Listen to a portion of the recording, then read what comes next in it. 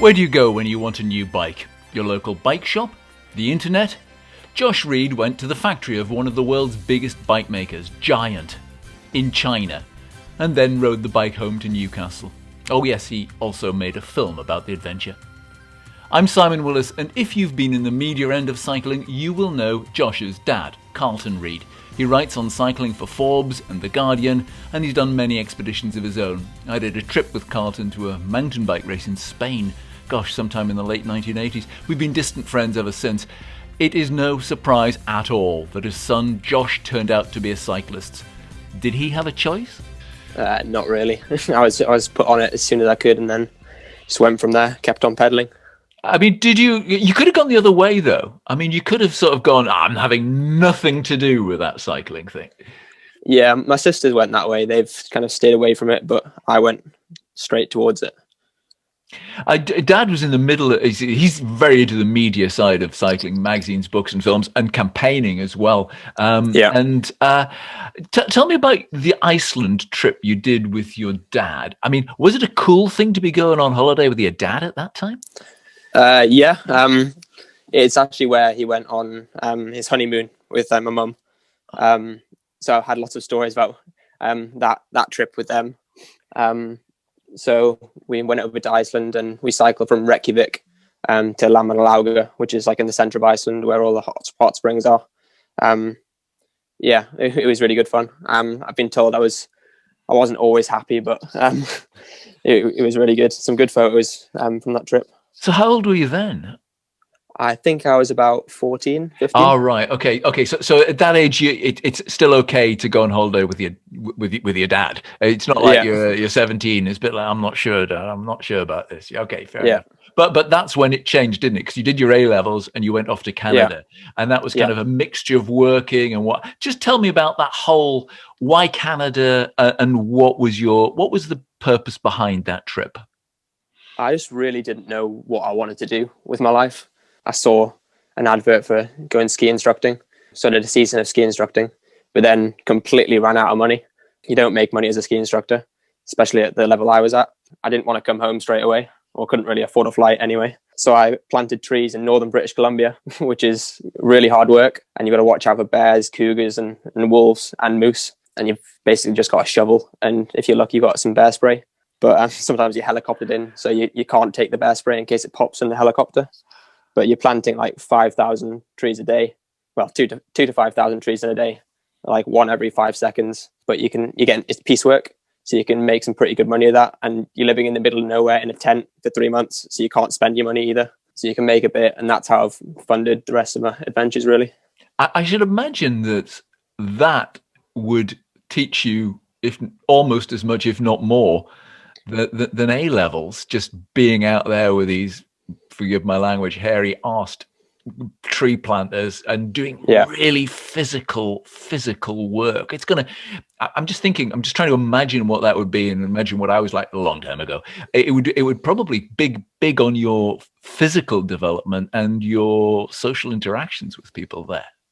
Yeah, you form a really strong bond with the people you do it with, and you're filthy all the time. But like they've got specific cooks there that cook for you. So you get really good food while you're out planting. They're cooking for you, and they cook you a cooked breakfast in the morning when you wake up at 6 a.m. So you look forward to that at the end of the day, and they make you a packed lunch with loads of block treats and things. So that's really good. You're just bending over like 2,000 to 5,000 times a day with 200 or 300 trees on your back. They're like saplings, so they're not big trees, but it's still weighty with soil on them. Yeah. Were the people about your age, or were they all ages? I'm just thinking about this interaction where you're in with a load of strangers. Yeah, it was mainly young people. A lot of them are Canadians. Like usually in that type of job, it's usually travelers like me who go out there, and like in Australia, you have the farm work, which is mainly people coming on their working holiday visa. But for tree planting, it was surprising the amount of locals doing it. A lot of them came over from Eastern Canada to pay for their universities. So they'd work for 3 months in the summer, and then that's all their universities paid for. They don't have to worry about any debt. Used to be grape picking in France and Italy when I was at Hmm. that kind of age. But yeah, it's obviously moved on to a bit to bigger things. And physically, did you come out of that an awful lot stronger yourself and ready to go and have some, have some adventures? No, it definitely made me want to go on more adventures. Yeah. Just like talking to people there. People there are very into being in the outdoors. So you're sitting there when you get home with two people who probably know the business of cycle trade and the outdoors trade better than anyone else in the UK. You've got your dad, Yeah, Carlton Reid, and you've got John Trainer of the Outdoor Trade magazine, who's your yeah, godfather. yeah. So who was it who cooked up the idea of going off to buy a bike and then riding it home from China? Was that you or was it them? How did that come about?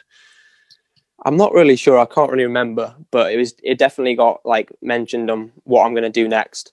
And I was kind of talking about going on adventures, and then we just got to talking about how I could travel through certain countries and the geopolitics of different areas. And we kind of looked at a map, and then someone came up with the idea of cycling back from where bikes are made, and I kind of just that stuck in my head, and then worked away at me. Eventually, just kind of I'm doing this. It kind of just happened.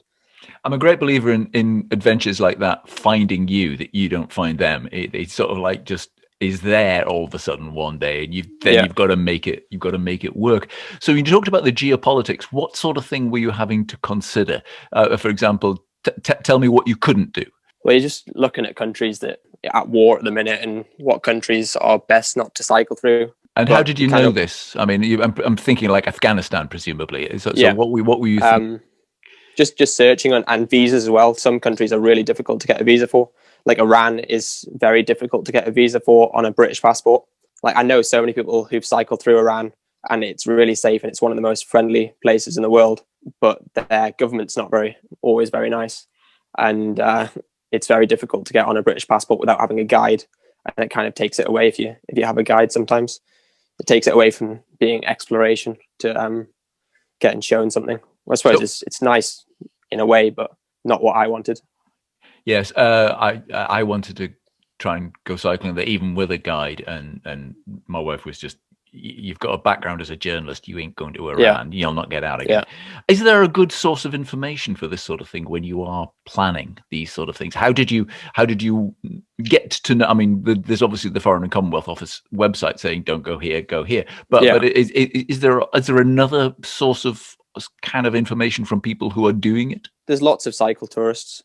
So just getting information from other people who've done similar sort of things gives you a good idea. But yeah, government website is one of the sources that I looked at to see which countries were safe to go in at the time. But you didn't really plan it right down to. I mean, you didn't have a GPX file that you were following, did you? No, I kind of just got the bike from Shanghai and then kind of just winged it pretty much. I knew that the direction I was heading, and then it's pretty much a straight line from Shanghai to Newcastle. Right. Yeah. Well, I'm sure you're sort of like minimizing that a little bit there, George. But let's get you there. It looked to me from your Instagram, looking back on it, that you'd done a bit of sort of gap year type traveling first. Am I right in thinking you took you a while getting out there?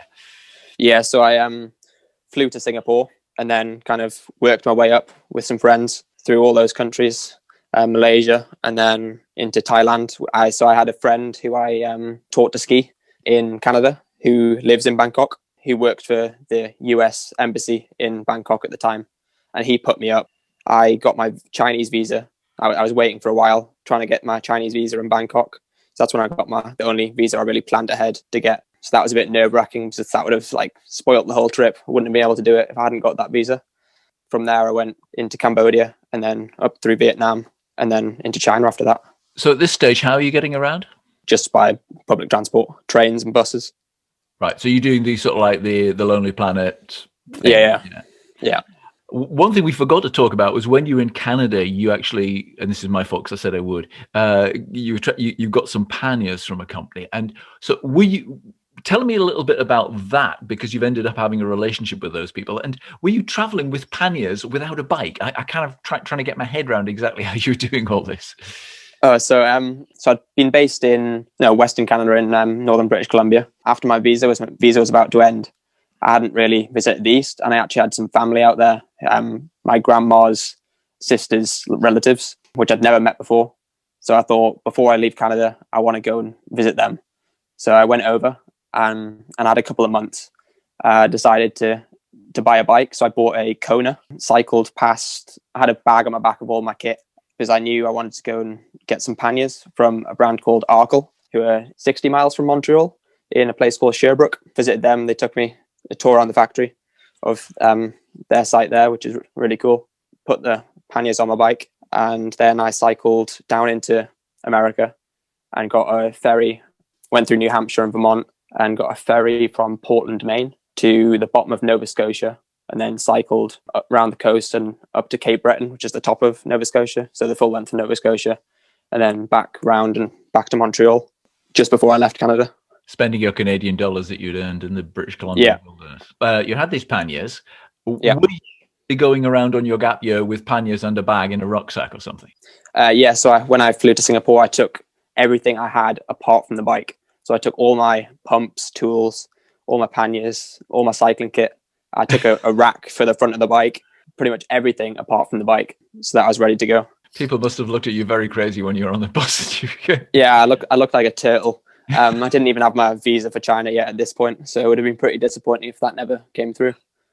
Oh God. When I was at university, there was a woman who I knew who's really into the Manchester universities. They had a skydiving club at that point, and the thing when you're into that is you go to different parts of the world just to jump out of planes over different territories. Yeah. So when she was flying, she always took a parachute as a hand luggage. Yeah. And it's marked up, and people, it's not quite looking like a turtle, but actually getting on a plane with a parachute as a hand luggage.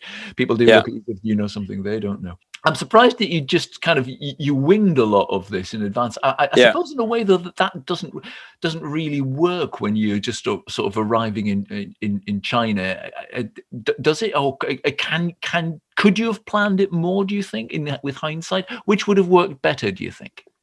I definitely could have planned it more, but I feel like the more you plan it, the less you actually get surprised by things, and I feel like it's nice to not know what you're going to see and have a wow, what, I never knew this was going to be here kind of thing. When did you have that realization, or did you think that was right from the beginning?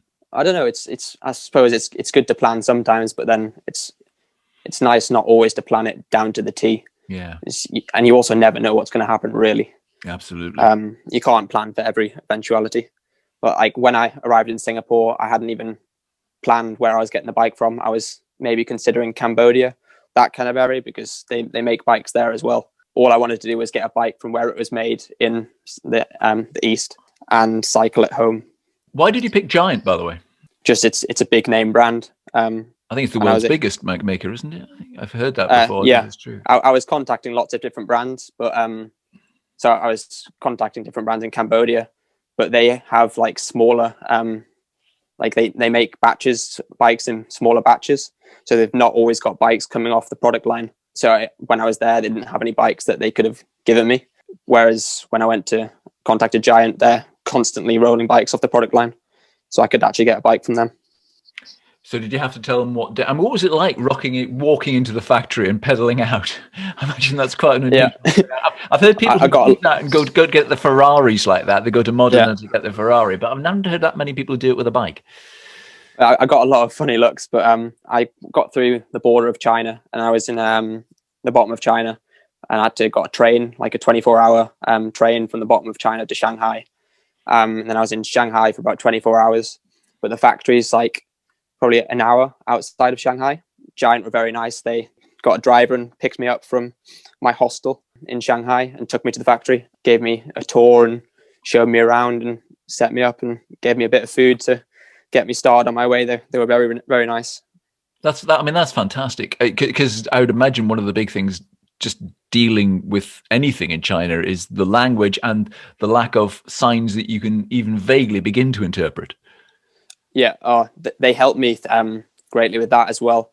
So I had friends in the factory from that moment, and whenever I needed help for the rest of the time in China, which is a month and a little bit, whenever I was struggling to translate or I needed something for the bike, I just messaged them and they were able to translate, write over me some Chinese, and I just showed it to whoever I was trying to speak to, which was great help, really. We'll talk about the film you made of this in a moment or two, because I would like to get onto that. But one of the things that did strike me was that although you've taken your rack and all this other stuff, you ended up gaffer taping a bag to the front of your bike, which I Yeah. can't imagine Giant would have loved initially. Did something go wrong there? What was the deal with that? I'm now imagining you pedaling out the Giant factory and then going, right, I've got to get all my kit on here. When you set off from home with a bike, you can kind of know what you've got on the bike. Whereas because I didn't know what I was doing really at the time, I took a lot more kit than I actually probably needed. So I also had a lot of stuff from backpacking, like 2 pairs of swimming trunks, which I never used on the whole journey back, really. So I had far too much kit. I had winter kit that I wasn't going to use for a couple of months. And I had a bag on my back, and it's not good to have a bag on your back when you're cycling along. It's better to have all the weight on the bike. The bag was breaking a little bit, so I cut it up and just zip tied it, and duct taped it onto the front of the bike like a handlebar bag. Yeah, so it worked pretty well, to be honest. If people look at the photograph that accompanies this, they'll see that yellow North Face bag on the front of your bike, and 2 front panniers. Why go with? Because most cycle tourers would put the panniers on the back, wouldn't they? And back and front, maybe. I'm interested in that setup because you had like sort of not a tail fin, but you had a saddle pack as well, didn't you? Yeah. Just explain why you chose the setup you did. It's just the setup I had. It's the best panniers that worked on the bike that I had in Canada. I just thought that'd be the best. Like, it's a setup I had, and it's worked before. Probably was, in hindsight, too much weight on the front, but it got me back the full way. I didn't mind it. Right. I know. I was just wondering if there was a specific reason why you wanted to make it work that way. Because I've often thought actually sticking them on the back, as well as having your backside on the back, it puts an awful lot of strain on the back wheel and the back tire. Yeah. And very often people only have like a little bag up front. And so actually, sometimes I think you need more weight on the front. So I've thought it might be, that's the only reason I asked. So we've got you riding out of the factory here. And what was it like riding through China? I mean, you've got the backup of the phone and ringing up your mates in the Giant factory, but what was that whole experience like? Because I gather you had interactions with the police along the way, because they're bound to be curious about you, but also they're all getting more used to people riding through their country now, aren't they? Like the first part, like all the way to Xi'an, which is like the center of China. That's Terracotta Warriors place, isn't it? Yeah. That was like easy. There's a lot of tourists in that area. Like the police are used to having foreigners coming about. But I was really surprised by the bike paths in China were really good. But there was a lot of mopeds on them, but they were very good bike paths. And the roads are always really smooth. That part of China was okay. It was only when I was starting to get into the sticks a bit more, into places where the police don't see any tourists, which got a bit more dodgy. A couple of times when, like in China, as a foreigner, you've got to stay in certain hotels, and you've got to stay in a hotel for police reasons. The police need to know where you are. It wasn't really that strict, so I was camping on the side of the road sometimes, but it was also very hot at the time of year that I started riding across. So it was the end of July, the hottest time of year in China. It was really humid, really hot, and I was like cycling along and then just stopping in a corner shop to get a cold drink, trying some of the different cuisines, loads of weird stuff. And I was invited to eat with loads of families who run the corner shops sometimes. And they'd offer me some like chicken legs or something like that. Well, chicken feet, which wasn't too appetizing, I've got to say. But like as soon as I got towards like Xinjiang, which is the northwestern province of China, where all like the Uyghur Muslims are, it got a bit more. There's a lot of checkpoint, like every 50 kilometers or so in that part of China. You go through, the police, they're very friendly to me, because after they've asked a few like probing questions, but like they realize that I'm not much of a threat, but they always give me food and then usually just let me through. But I got to this one checkpoint quite late, and because they don't want you to camp, they insisted on escorting me into this town. They were very friendly. They couldn't get my bike in the car, so I was riding along next to them while they carried my panniers in their car. And then they stopped and they asked if I wanted some food. So they took me to a restaurant, just sat with me and paid for my meal, as I was just sitting there eating some noodles. And people in this restaurant must have been looking at me like, what on earth is happening here? Why is this white guy walking into this restaurant looking like he's going to getting arrested, but then the police paying for his meal? They're very curious, because they don't know where I could stay, because they don't see any tourists in this part of China. So they don't know where foreigners can stay. So we eventually find this hotel that they think I can stay at, and I'm about to pay for this room, and then 2 more police cars rock up, and 10 Chinese SWAT jump out with bulletproof shields, batons, and guns, rush into this reception, and start questioning me in Chinese. They take me away, put my bike violently in the car, which I wasn't too happy about. They start to drive off, and then one of them gets on the radio, and they say something in Chinese, and then I got taken back to this hotel, and apparently I can stay in this hotel. After a few more questions, they say I can buy this hotel room, and it's not until 2 a.m. until I get a bed and a shower, which is, after a long days of riding, it's you just want to sleep. It sounds as scary as hell, some of these moments. Although you've obviously had a great interaction to begin with, to the people in the corner shops, great with the first set of police, and then all of a sudden, my God, what on earth is happening here? Was that?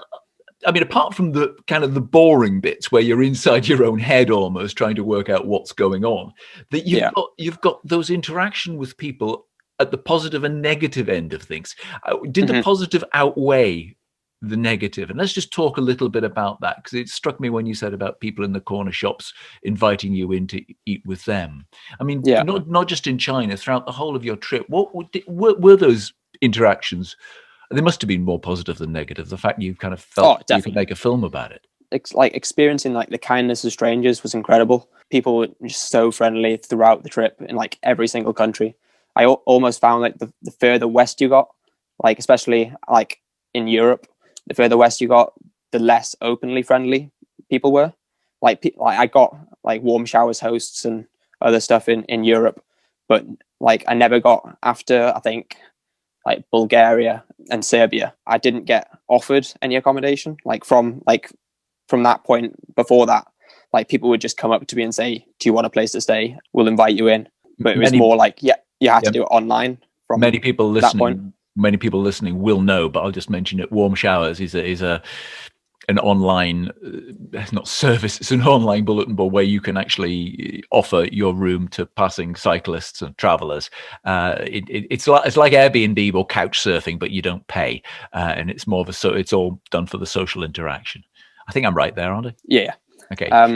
So that was great in Western Europe, but like in Bulgaria, I was camping on the side of the road, and some security guard came over because a dog was barking at me, and I was just gonna get in my bivvy and sleep there for a night. But then he got a pen and pad out. He couldn't speak a word of English. I couldn't speak a word of his language. He drew a person. He drew a house. He drew a car. He pointed at me, said, "Come in my car." So he put my bike in his car, and he drove to his house. He gave me a bed for the night, a warm shower. He fed me. In the morning, he gave me this. He was an artist, so he gave me this ceramic old style candle lamp. Then gave me some more food in the morning and set me on my way. Like, we didn't speak like a word of each other's languages, and just like so kind, and saved me from sleeping in a cold field. Isn't that amazing? Because you mentioned camping, and you're not, if anybody gets the idea of a tent, no luxurious accommodation, you do not have that, do you? No, I had a bivvy, which is great for going fast and not having to carry as much kit, even though I had way too many clothes still. But I was really, really lucky. I only had like 4 days of rain on the whole trip, and most of them were at the back end in Europe. I was cycling through a lot of deserts and things like that, but if I'd been caught in the rain in my bivvy, I think I would have been pretty soaked. Were you lonely at all, Josh? At times, yes. I was in my own head a lot. You'd also meet a lot more people. When you're by yourself, people are a lot more inclined to come and say hi. And I'd also meet, like, whenever I saw another cycle tourist, generally going in the opposite direction to me, I'd always stop, and even though the opposite side of the roads, would come and say hi, have a quick 10-minute chat, and then we'd both go on our ways again.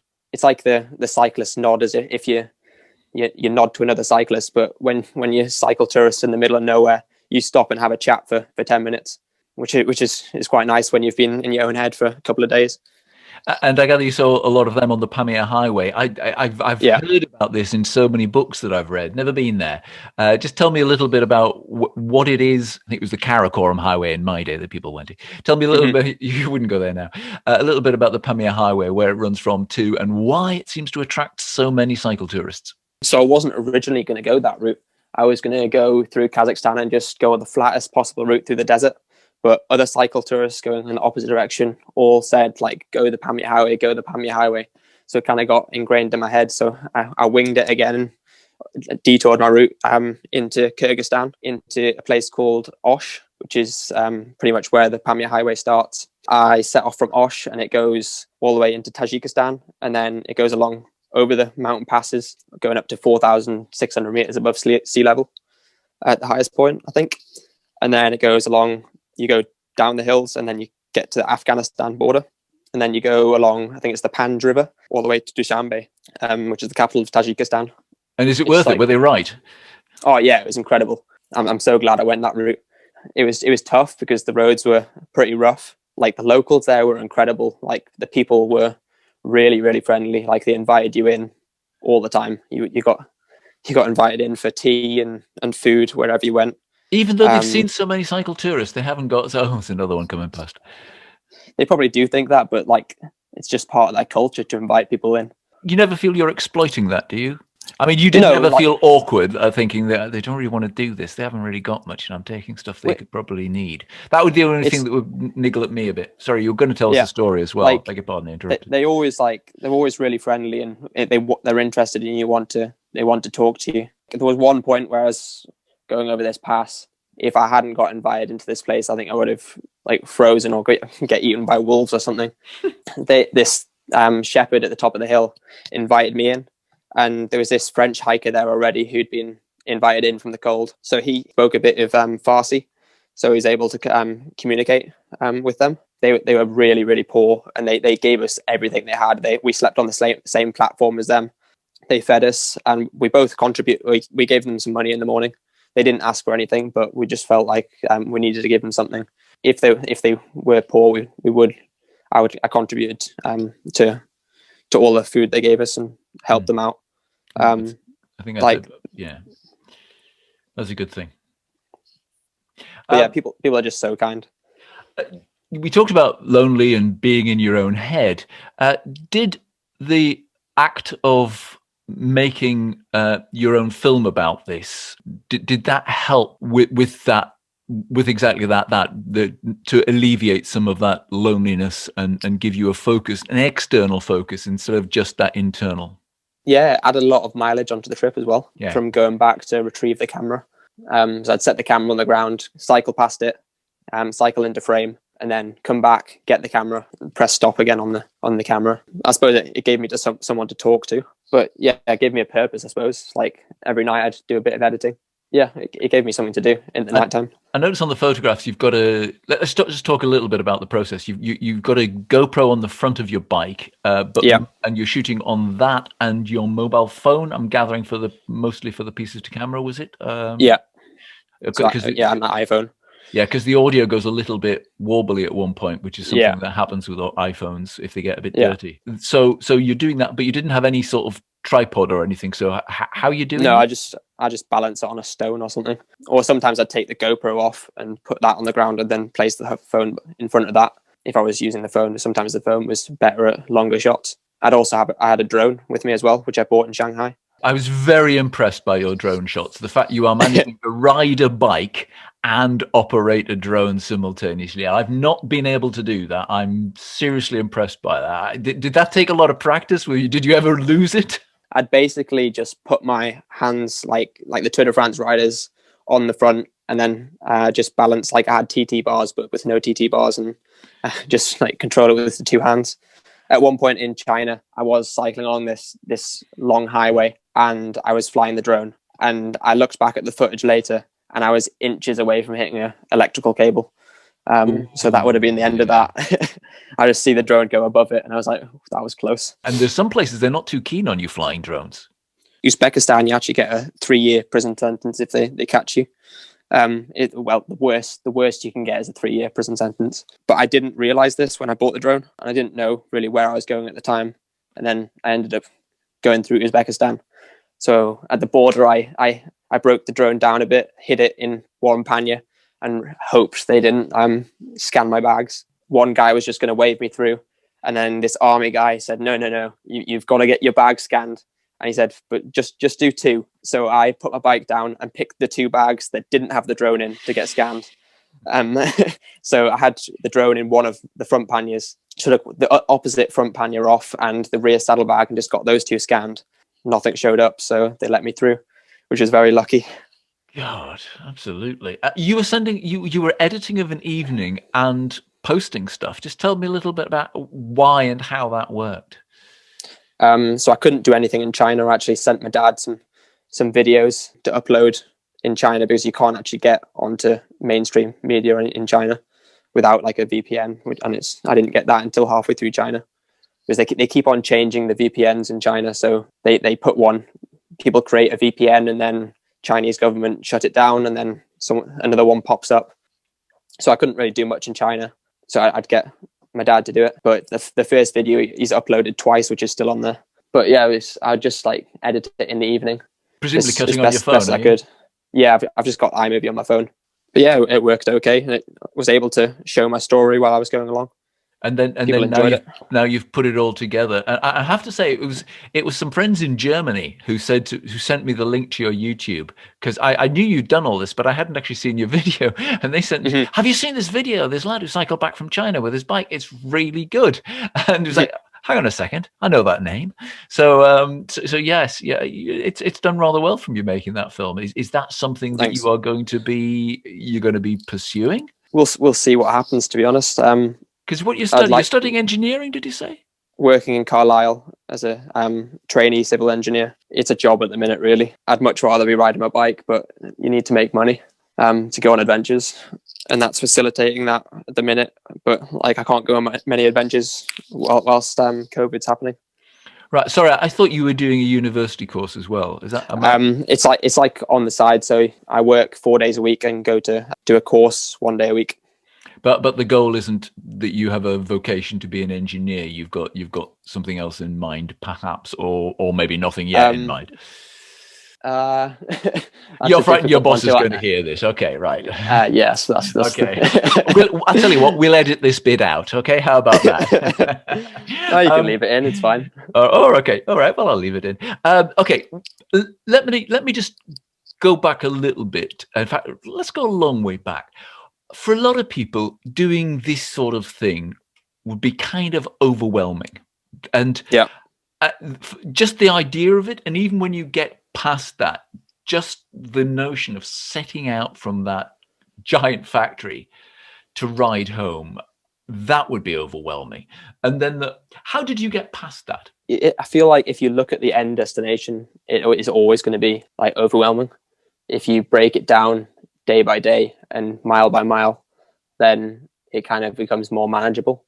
I'd kind of look at where I'm aiming to get that day and just ride my bike, enjoy riding my bike, think of the next food stop, or look at the next mountain. You can't really think of the full journey right away. It's in the back of your mind, but you've got to focus on what you're doing right that second. For anyone who's inspired to go off and have their own bike packing type adventures, what kit would they take with them? Let's leave the drone and the GoPro to one side for now. Let's just talk about the bike packing stuff. I mean, you're going to be presumably recommending the Arkel panniers because you've known them for a long time. What else would there be in terms of the other stuff you've used? What worked, what didn't? So I had a really good sleeping mat from a brand called Robins, which was really comfortable, and I'd blow that up every night and put it in my bivvy. I had an outdoor research bivvy sack, and then I'd put that on just like a waterproof mat that I'd laid out, and then I'd put all my stuff on that. Sorry, run that through me again. You have a waterproof mat that goes outside. So it's basically just a ground sheet, and then I'd put my bivvy on, and then have my blow up mat in the bivvy. Was it a Gore-Tex? It's a research one. Is it a Gore-Tex one or not? I can't remember. Okay. I don't think it is, no. But is it one that you'd zip closed over you, or? Yeah, but I tend not to zip it over me. 4 days rain, you don't need to. Well, if you zipped it over, you just get loads of condensation inside it, so you'd end up being soaking in the morning. So was the big sleeping bag? No, I had a pretty thin sleeping bag. I was fine most of the trip because it was pretty warm. But there was a couple of nights up in Tajikistan where I was absolutely freezing, and I just had to like pack up really, really quickly and just start cycling and get in the sunlight just to warm my hands and feet up. It was painfully cold. I feel like the coldest night was crossing over the border into Tajikistan. Presumably you've got on all your clothes as well, just trying to stay warm. Yeah. You just got to keep moving, I suppose, in those situations. Any other bits of kit? Didn't take any camping like food kit. I just left that out. No stoves and gas and stuff like that. No, I tended just to eat in restaurants and just buy cold food when I was camping and eat that cold. Like I just thought it'd be extra weight. I remember something like that from one of your dad's books, saying something like that. You don't need hot food. You can save an awful lot of weight because it's got exactly the same calorific content, cold and hot. I remember something like that. And it's nice to eat out. And like I feel like a lot of, especially in China and Central Asia, eating out is not expensive. Like eating in a restaurant is fairly cheap. And it's nice to taste the local food from what the locals are making. And you get your interaction. Yeah, you can cook when you're home. I met a lot of other cyclist tourists who did cook, but I enjoyed going to eat out like whenever I could. How about bike stuff? Tires? So I just had tubeless tires, which were from the factory, and I didn't get a single puncture, which was incredible. At one point, I had wires sticking out my tire and everything. From like truck tires have like wires in them. And sometimes they're just ripped up on the side of the road. So you've got like metal wires at the side of the road that go in. So if I'd had tubes in my tires, I would have had numerous punctures from those. At one point in Turkey, my tire was slightly deflating, and I put a bit more sealant in and pumped it back up, and it was fine. So I didn't have to take the tire off once, which is very good. Wow, that's a good vote. But were they mountain bike type tires, or they're like cyclocross? Right, kind of. So a bit of knobblies, but not hugely. I only replaced the tires when I got to Lelystad in the Netherlands, which is the home of Giant Europe, and I replaced my tires there, so they lasted the whole way. And I also stupidly only used one chain for the entire trip, so I had a Wharton cassette when I got back. Ah, right. Was it bog standard saddle and things like that, or did you take your own saddle? Yeah, no, everything from the factory. That's a good vote for Giant. Have Giant decided to sort of make a big noise about this? Because it sounds like something they should have got behind and sponsored your film, really, and get it into some awards. Oh, yeah, it's there. They've been talking to me about it, so we'll see where that goes. That's good. Anything else on the old kit that I've missed? Was the rear bag that Arkle as well? Yeah, that was Arkle. I really, really do like those bags. They're fully waterproof, and I've used them a lot now, and they're starting to show signs of wear now, but like they've done a huge amount of distance. I like the rear bag because it's got like a rack mount kind of thing that you attach to the saddle. A lot of other saddle bags that I've seen do have a slight wobble, whereas this is rock solid, so it's nice. Yeah, and it's not a weighty rack at all. It's good, and like my stuff never got wet. It's like a double membrane waterproof fabric. And they're available in the UK, Arkle, are they? Yeah. I hadn't heard of them. That's worth knowing. Mm-hmm. Can you share any plans for the future if and when our current situation ends? So I was meant to do the Transcontinental last year, but that got cancelled. So I've got an entry for this year if it goes ahead, and that's a 4,000 kilometer race across Europe, starting in Brest, France, like the westernmost point in France, and then there's like 4 checkpoints you've got to go through, and then it finishes in Greece this year. So hopefully that goes ahead. I'd like to do pretty well on it, hopefully. What is it about men called Josh writing the Transcon? Because we've got an interview with Josh Ibbott in here about his winning the Transcontinental, and an interview with Emily Chappell about her female winning of the Transcon. So our listeners have heard a bit about the Transcon and will know. Well, the best of luck if that goes ahead. Are you doing any particular training specifically for that sort of thing at the moment, or are you just focused on work? It's pretty difficult at the minute with the cold weather and mainly the COVID situation, to be honest. You don't know what is socially acceptable to do, whether you can go for far from your door or you can't. It's difficult in lots of different aspects, really. It is indeed difficult. Staying safe and not stressing the NHS is the priority. There is a link to Josh's Instagram in the show notes, and I hope he gives Josh Ibbott a challenge in the Transcon this year if it happens. Now, you're going to want to watch Josh's film. It's also linked in the show notes, but you can go to YouTube directly and search for Josh Reid. That's R-E-I-D. You can watch all his short videos he posted along the way and the final 30-minute film, and it is good, although it might make you want to go and ride your bike. I hope you've enjoyed this and the other podcasts. Perhaps you've found our YouTube channel too with the cycling, running and swimming videos. If you would like to support us, you can buy us a small virtual coffee. It goes towards the hosting charges for the podcast. There's a link for that in the show notes and at alwaysanotheradventure.com. I'm Simon Willis. Thank you for listening. Goodbye.